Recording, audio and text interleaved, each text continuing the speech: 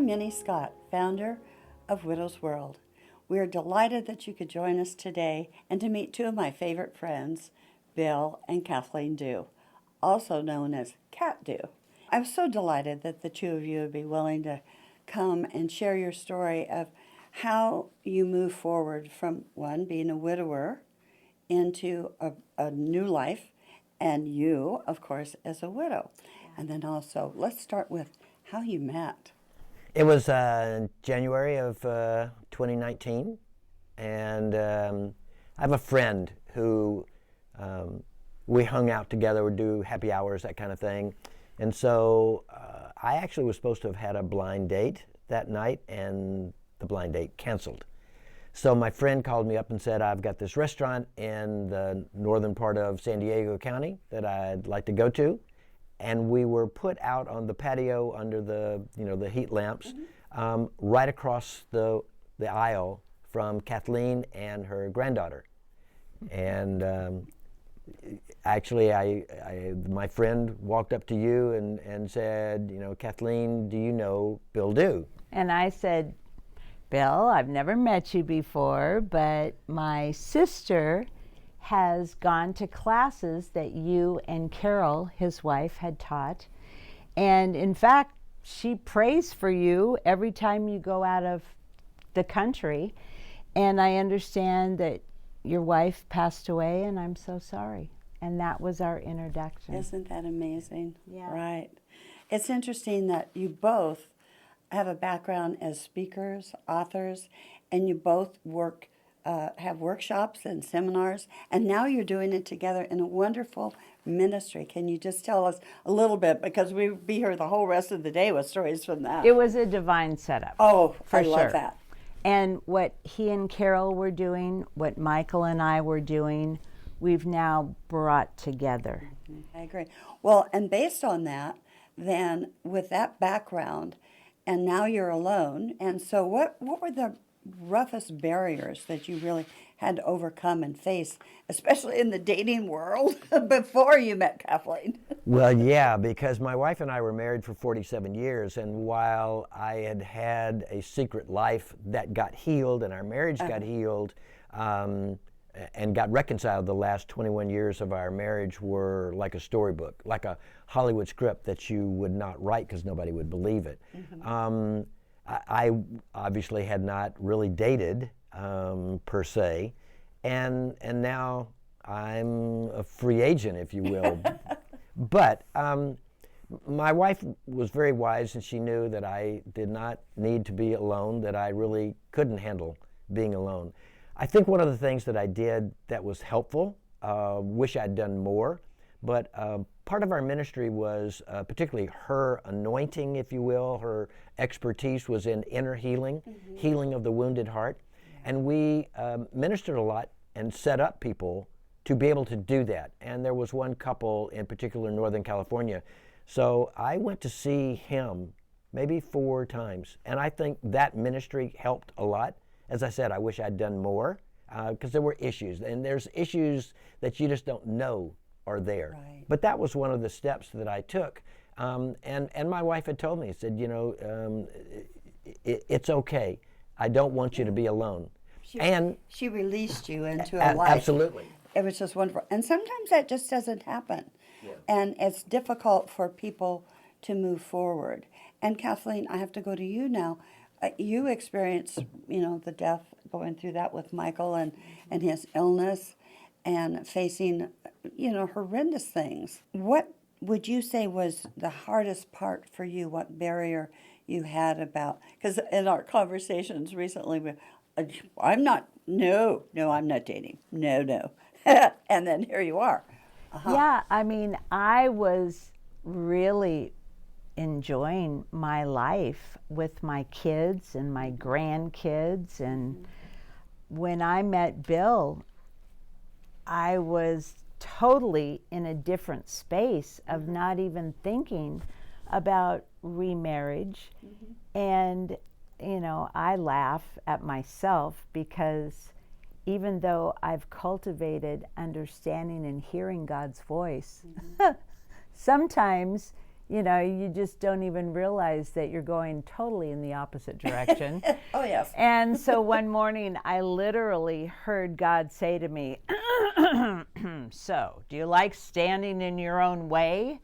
Because prior to this, she was pretty unimpressed with me. Now, Bill. I was just unimpressed with, you know, needing to be married or... Well, you were just redefining yourself in a way. It's so true. In fact, my son, Tim, said, you know, Mom, for so many years, you were catering to Dad. And now you're writing this book and this whole world is opening up to you. I don't want a man to come and overshadow you. Yeah. Is what... So, and in a way, that was I'm sure, kind of a barrier, too, when you realize, oh, maybe my children really don't want me to move on. It's true, they didn't. Yeah. I mean, that's not they uncommon loved for all women. the attention I had with all of them. And Yeah, and actually, I experienced through my wife's mother. Her husband passed away, and within about a year to a year and a half, she remarried. And I saw, we both did, we saw the problems that existed with that because he didn't do a good enough job describing to his children the situation. And they thought that she was after his money. Yeah. When the reality was she actually had more money than him. And they both had money. So the communication with the kids is really important. Yeah. And as much as I knew that, we kind of lost track of the fact that, particularly for a couple of her kids, she got four boys. You know, two of them their father had just passed away a few years before, and now here comes this guy. And our courtship was pretty much whirlwind. It was 5 months. Well, I know. I have to interject with this. I remember the first time I met you, we were all at Morgan Run, and I saw you. Oh, well, they're sitting. I always sat in that table, and I go over, and then I said, "Oh my God, it's Kathleen!" And then, "Oh, I'd like you to meet Bill Dew," and that's the first time I met you, and it was really kind of funny how that all happened. And then, again, we kind of reconnected. It was just wonderful. I've always loved you. You know that. I would say too, the thing, once you get through the initial stages. Of course, in my case, my wife passed away in October. Love and my this stuff. husband passed away in October. Really, what date? 12th. That's the same date as mine, but mine was 2016. And mine was 2015. So, in other words, exactly 1 year apart. Gee, we never knew that before. What a coincidence. Yeah. One of the things I did was, first of all, I had laid down my ministry. I mean, we were used to traveling. We were flying internationally more than 100,000 miles a year. But I called up my friend and I said, I've got to get out of Dodge. I mean, I had laid down my ministry for the year 2016.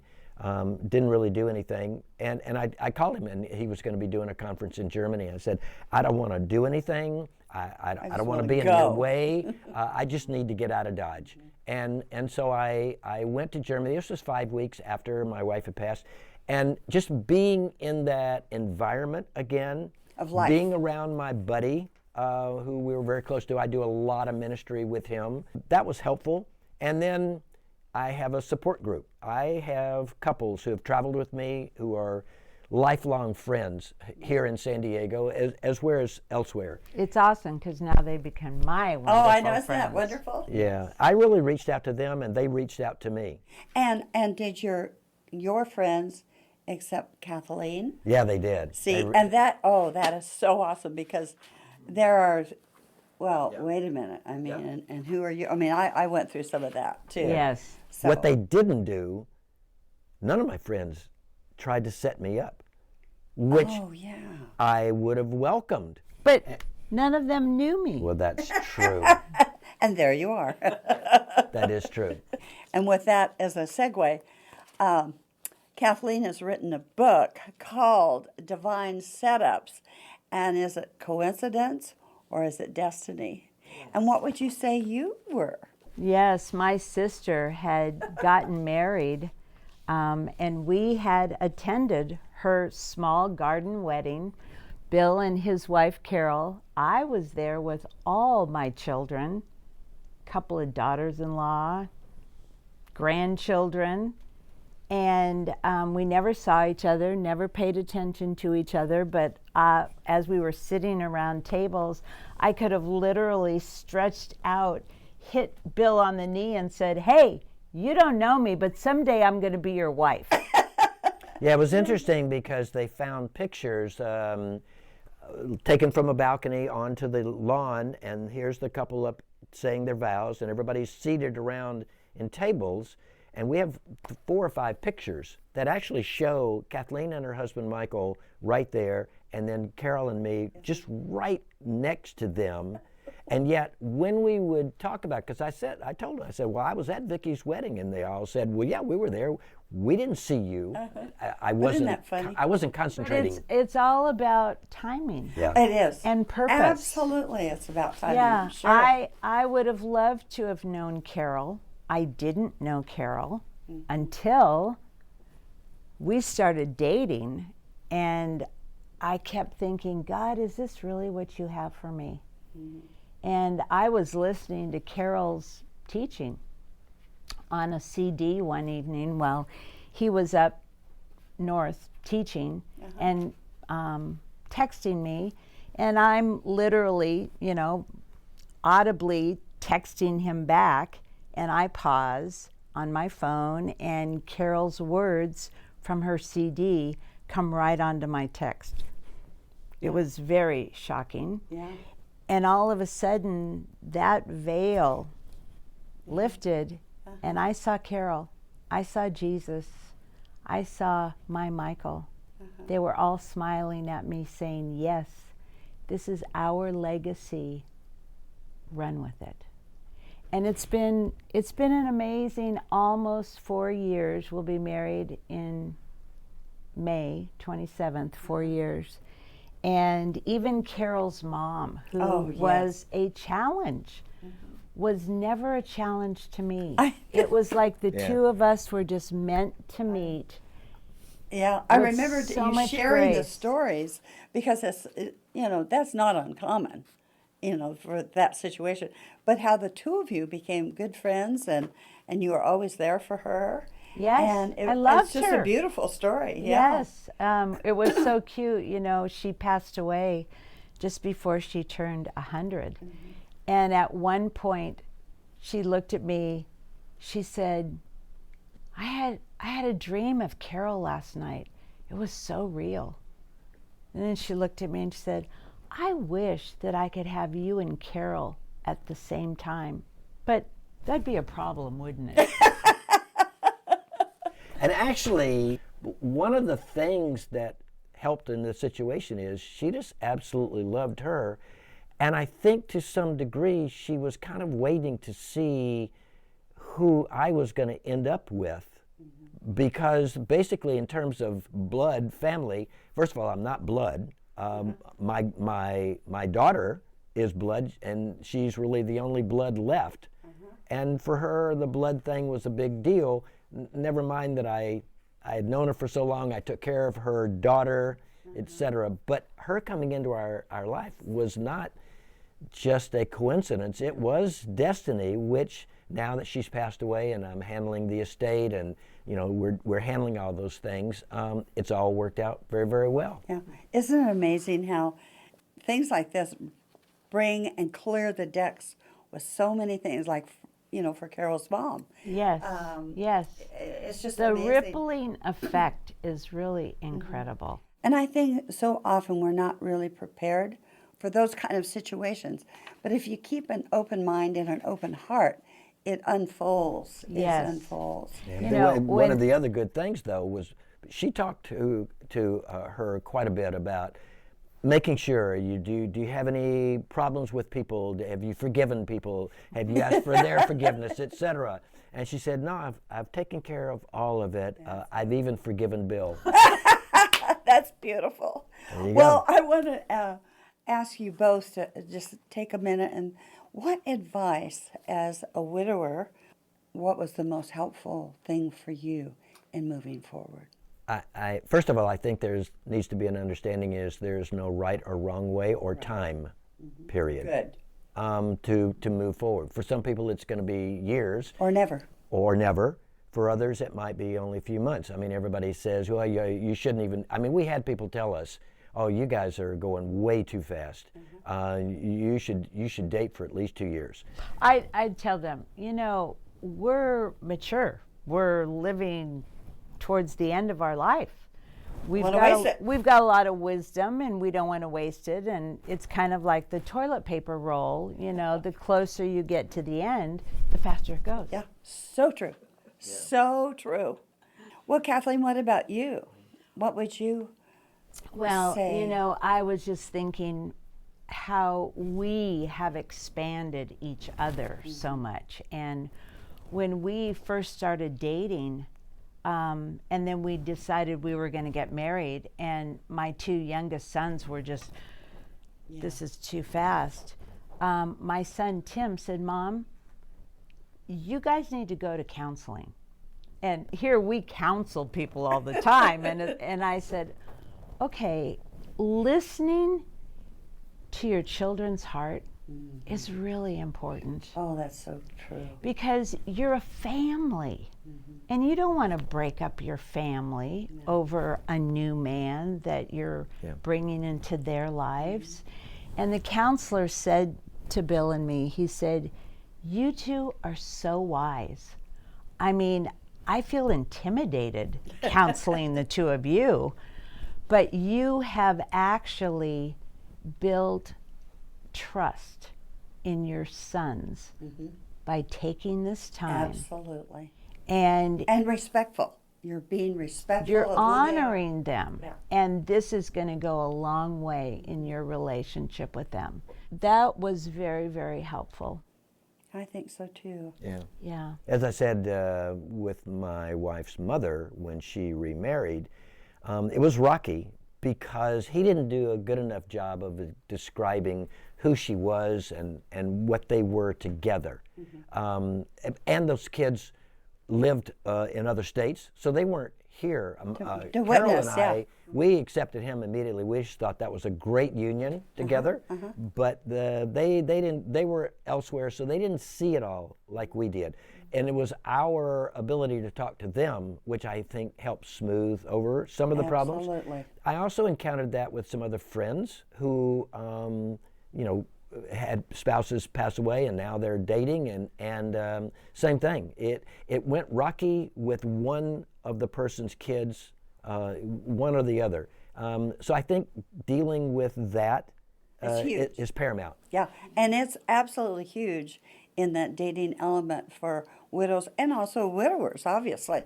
Yeah. But that is something you have to be keenly aware of, and it's not an easy journey.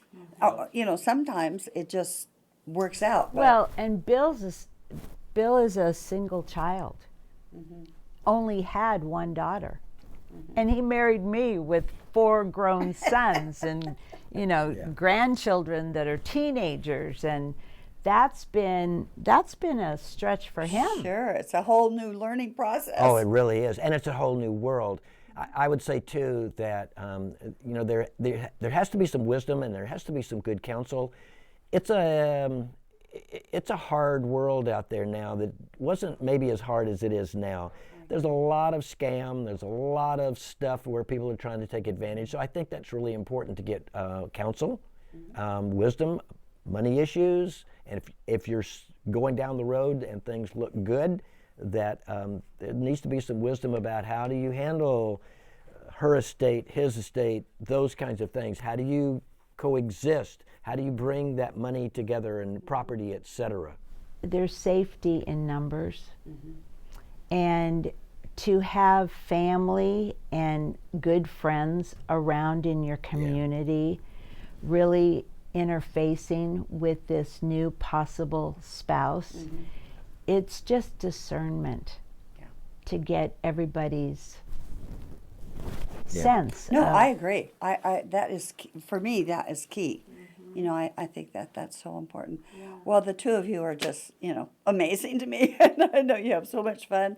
And then your ministry, and I know COVID took a dip in that for everybody, but Yep. it's absolutely amazing what the two of you are doing and coaching and counseling. And thank you both for sharing today. And tell us more about how, our audience can get in touch or learn more about your ministries and your interests. Well, my website is KatDew.com. And on my website, you can automatically link into our website or also into Safe Passage. Heals is a wonderful organization to help women and their children. And also Time to Heal is part of that link as well. And then our ministry is Dunamis. Last name is Dew, D-E-W. So it's DEWNAMIS.com. That's our website. Tells a little bit about our ministry and how to invite us to churches or conferences or whatever. And then I am on Facebook under Bill Dew, as well as Dunamis Ministries, that kind of thing. So they can find us.